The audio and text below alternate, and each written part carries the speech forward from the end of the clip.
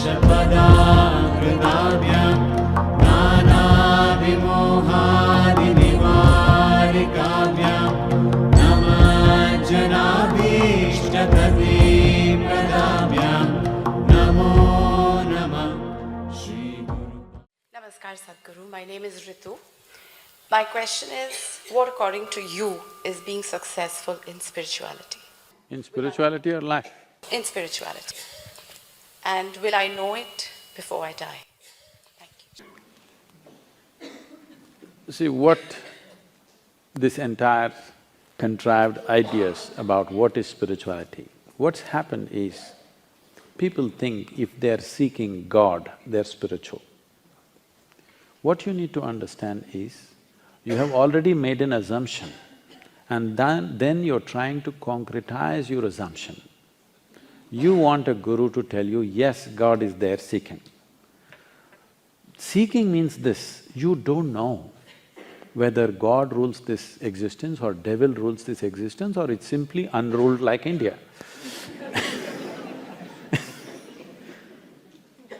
You don't know, that's why you want to seek. Seeking means you do not know and you want to know.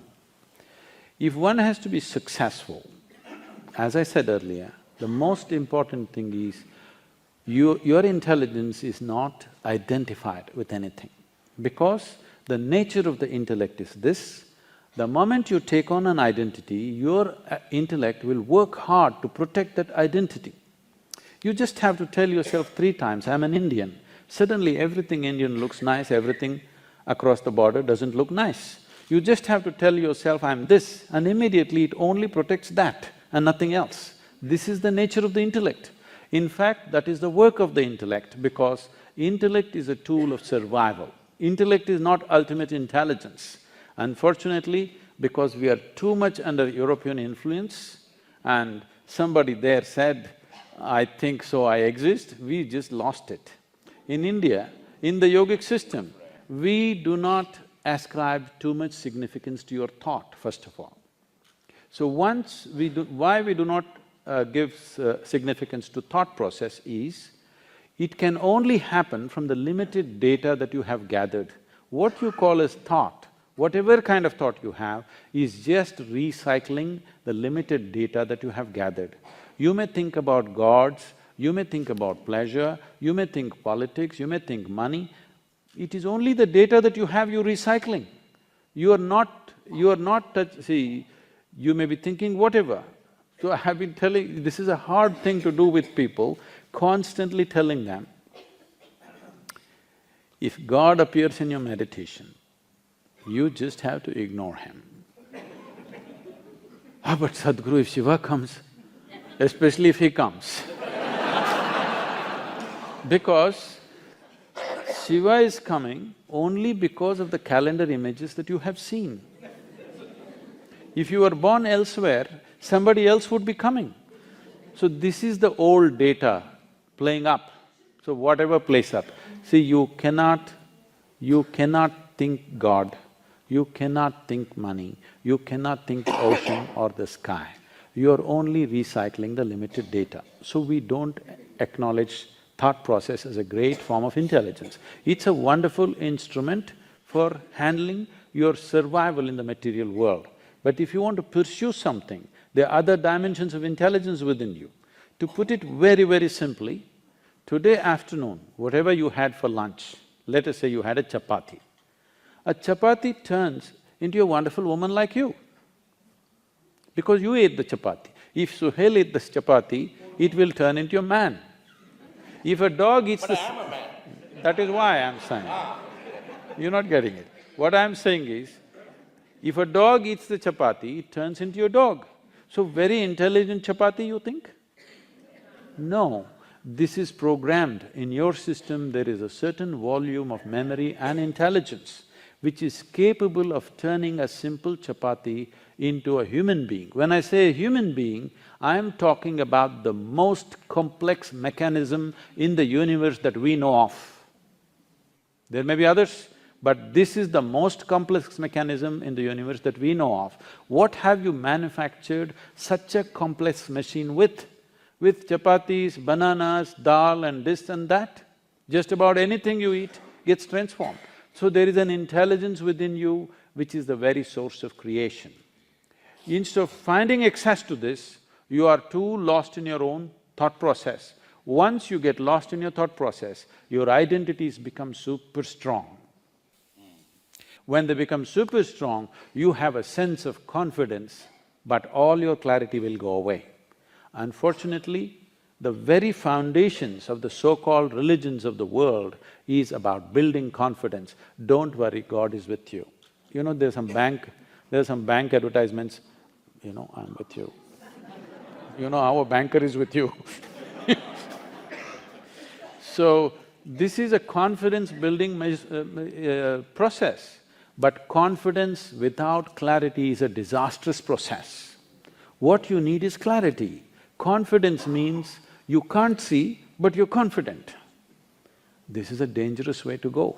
This is a continuous disaster. See, it doesn't take thousands of years to figure out simple aspects of life. I'm saying, now Suhail is going at these things, anger, hatred, all kinds of prejudice against each other with great vehemence about it. What I'm saying is, these are simple things in a human being. After 1,000,000 years of living here, if you can't figure it out which way to be out of it, obviously your intellect is not doing well enough, isn't it? You need other dimensions of intelligence. People ask me, Sadhguru, all other gurus are doing so many miracles, you don't do anything. I say, you want me to pull a pigeon out of my pocket? If I do that, you will have a bird and I'll have a shitty pocket. But no, let's stay with this. But you do acknowledge that there are many such people who are actually defrauding the emotions of a large population by doing this kind of nonsense. See, corruption is not the prerogative of only spiritual people. There are corrupt politicians, there are corrupt lawyers, there are corrupt policemen, there are corrupt doctors, there are corrupt every kind of profession, okay? It has entered every sphere of life. It is just that when a person who claims to be a spiritual guide or a guru turns corrupt, it stands out glaring because today if you go to a police station, you're expecting him to be corrupt, unfortunately. If he's not corrupt, you're surprised. That's when you talk about it. Oh my God, I went to the police station, the guy didn't ask for a buck. He did the job for me, you know.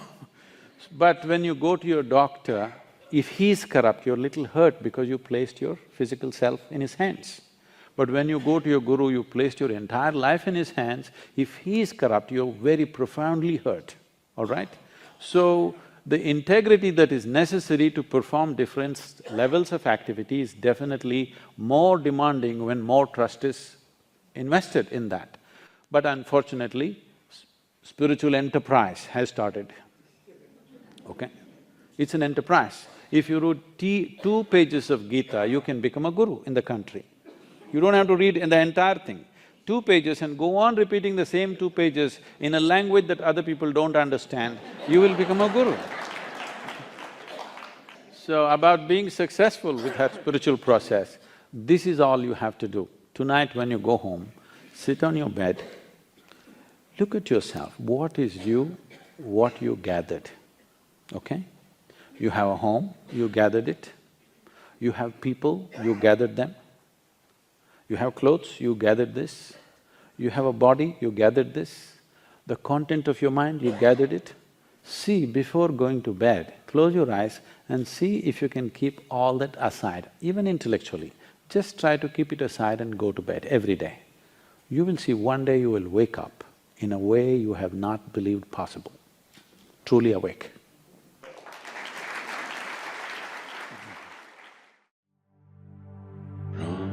Brahmananda Swarupa Isha Jagatisha Akhilananda Swarupa Isha Mahesha